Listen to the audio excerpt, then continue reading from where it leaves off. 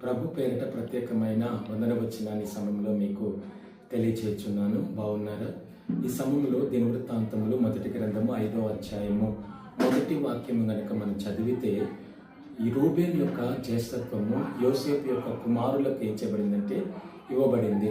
కారణం ఏంటి అంటే పెద్ద కుమారుడికి జ్యేష్ఠత్వపు హక్కును ఇశ్రాయేలు ప్రజల ద్వారా దేవుడు ఇశ్రాయేలు ప్రజల పిల్లలకి జ్యేష్ఠులకి ఏమిచ్చాడంటే ఆ జ్యేష్ఠత్వపు హక్కును దేవుడు ఇచ్చాడు.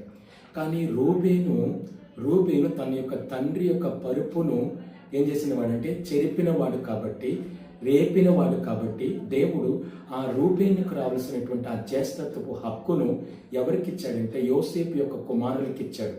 కారణం ఏంటి అంటే దేవుని కలిగిన తర్వాత దేవుని కొరకు నువ్వు ఒక సాక్షిగా జీవిస్తున్నప్పుడు, నువ్వు దేవుని నమ్మిన తర్వాత దేవుని కొరకు ఒక నమ్మదగిన